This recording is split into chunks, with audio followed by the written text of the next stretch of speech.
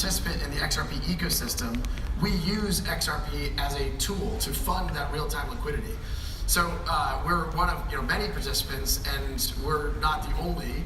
Have a lot of XRP. We do own a lot of XRP. So some of the earliest participants in the XRP ecosystem, the creators of the XRP token, granted 80% to Ripple, the company, with the idea that a company would be able to focus and invest in to build out that ecosystem more effectively.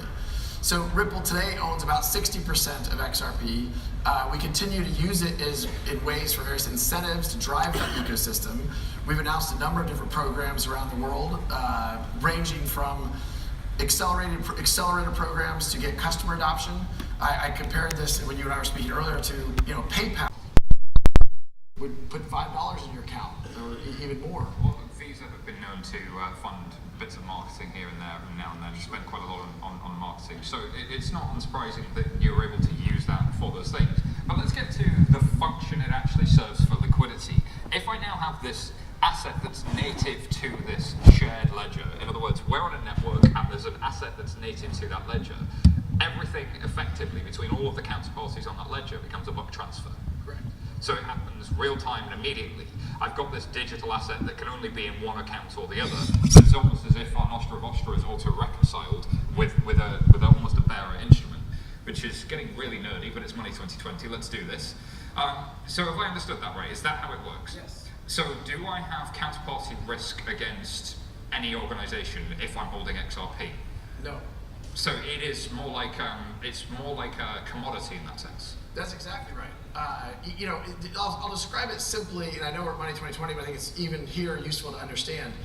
If I am, and I'll use a payment provider like Western Union. If I am Western Union, I hold a euro today, and I want to enable liquidity in a Mexican peso. I can sell my euro, buy XRP. That takes fractions of a second. I can move the XRP to a digital asset exchange in Mexico, like Bitso. That takes about 3 seconds. I can then sell the XRP and buy Mexican pesos. Does that not scare some banks, though, that have this sort of cryptocurrency is evil type of? I mean, the answer to that is yes, but I also think that's an example of the misinformation that exists out there. If you think about it, once I explain, I spent a fair bit of my time talking to regulators around the world about, how we are using this, because Ripple has been relatively unique in that we are not trying to disrupt governments. We're not trying to disrupt central banks. We're working with governments and with central banks. Once you explain to regulators, customers, and say, the scary part of the crypto isn't really scary. You're going from a KYC'd account in euro denominations to a KYC'd account in Mexican peso denominations, both regulated endpoints. You're not circumventing any regulation. Each transaction is being checked for AML, various acronyms that many people at Money 2020 know well. So do you think then that banks will get more and more comfortable with XRP over time? Is anybody actively live using XRP that is a regulated bank that you could give as an example to the audience of there is a business case here for using this stuff? Well, so we've publicly shared that we're working with a number of payment providers. I think we've announced 7 different payment providers using XRP today. Names like Western Union and MoneyGram that are piloting this and demonstrating. We're seeing a savings between 40 and 70% compared to their existing cost structure. So when people ask me, are banks, not just payment providers, going to use these technologies? I usually start with just banks are capitalistic organizations. If you can give them a better product at a lower price, the question would be, why wouldn't they use it? Well, I wonder if there's something about the comfortable existing environment in which you have these flow monsters who control the major currency pairs and the major corridors. What is their incentive to change? Well, the flow monsters, using your word, yes. Many people ask me, well, wait a minute, I thought banks make money from these transactions. And that is true. However, it's a very small percentage of banks that sit at the top of that oligopoly. Yes. And there are banks that, some of them you used to work for, HSBC or Citi, some of the biggest of the big. Last year, I think Citi's profits from cross-border transactions as one of the largest liquidity providers on the planet was around $6 billion US. That's real money. Now, That's coming from other banks. Other banks are paying Citi to enable their liquidity, to take advantage of Citi's very broad Nostra Vostra relationships. such that they can fund liquidity into Mexico or Argentina or the Philippines. So if we could get to the point where XRP is something that we could imagine our compliance team signing off on, and we can get the regulators there, which I think is arguably starting to happen, the next question comes like, isn't this a very centralized network? Like, why are you using DLT in the first place? Why are you using blockchain? Like, if it's just Ripple I'm buying the product from, and Ripple are the people operating most of the network, surely then you might as well have just built Google payment system, right? Right. Well, back to like the difference between XRP, the XRP ledger, and Ripple, the company. The XRP ledger is an open source technology, and we don't control it. Ripple is a vertical company building upon that XRP ledger. You say you don't control it, but you run most of it, right? And is that ever going to change? Well, we already don't run most of it today. And there are more and more validators that run across the network. Jargon check. Validators? Validators are the kind of infrastructure for how the XRP ledger verifies transactions. Got it. One of the big differences between the XRP ledger and a Bitcoin ledger is the idea of proof of work as opposed to consensus, which I'll maybe gloss over for simplicity. The big difference there being kind of driven by power consumption and the ability to scale very, very, I think I said earlier, an XRP transaction is about 1,000 times faster than a Bitcoin transaction and 1,000 times cheaper than a Bitcoin transaction. That's pretty good going. So if we're in a position now where, okay, we can see that the compliance teams might sign off on it, and it's arguably not as centralized as it used to be, how do you incentivize people to start working with this technology? I think you had an announcement about academia. We do have an announcement today, which we haven't yet shared publicly. Ripple is announcing today that we're working with 17 universities around the world, and we're contributing $50 million to fund the development, to fund the research around blockchain technologies. These universities range from right here in the Netherlands, University of Delft, as well as in London, UCL, Princeton, University of Pennsylvania, Wharton, and we're working these universities around the world to not just further what we're doing with XRP, but really the entire ecosystem. I think Ripple has tried to foster a dynamic where there are going to be many different solutions in this space, and all boats can rise. By contributing $50 million to these 17 universities globally, we think we can continue to build towards that.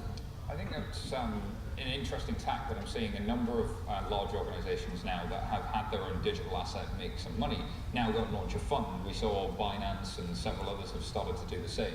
So what do you see coming out of these sorts of initiatives with academia and the accelerators? Is this really to grow an ecosystem around it, and is it just for small companies, or can anyone get involved?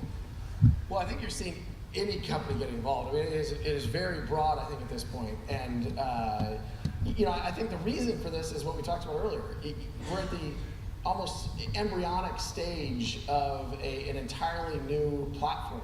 And some of the technologies we talk about today, I think in the future, we'll think about them the way we think about TCP/IP or SMTP.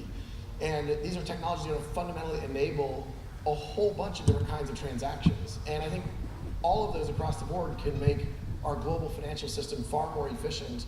And frankly, one of the things I get excited about is when we talk about these payments, the people who are taxed the most for remittances are the people who can least afford to pay it.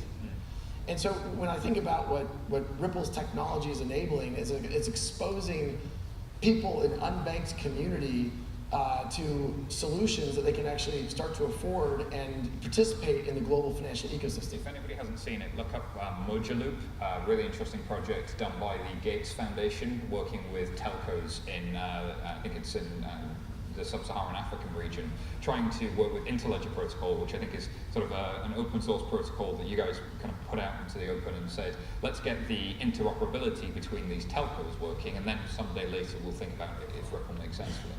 So you find yourself in this interesting world with kind of one foot in the crypto asset space, with one foot in financial services. But it's fair to say, looking at the last report that came out from yourselves, I think it was Q1, $170 million made from selling XRP. Arguably, once you guys sold it, it was then on secondary markets in sort of crypto asset exchanges and cryptocurrency exchanges. Can you see why a bank might look at that and go, well, if I have to use this ledger and this asset, am I going to have price stability in this asset? Is it being sold to retail investors? And not that you guys are doing it, but is it being sold to them? Is there a challenge there that you think? And how do you kind of overcome that? Well, I think one of the first misinformations that I often overcome when we're talking about how XRapid can be used. There's something going on back there. Yeah, no, like XRP can be used. Yeah. People, let's get down. Is this idea of, hey, there's too much volatility for it to solve a real banking problem. And it turns out that there's more volatility risk using Swift over that 180,000 seconds than there is using XRP over 3 seconds.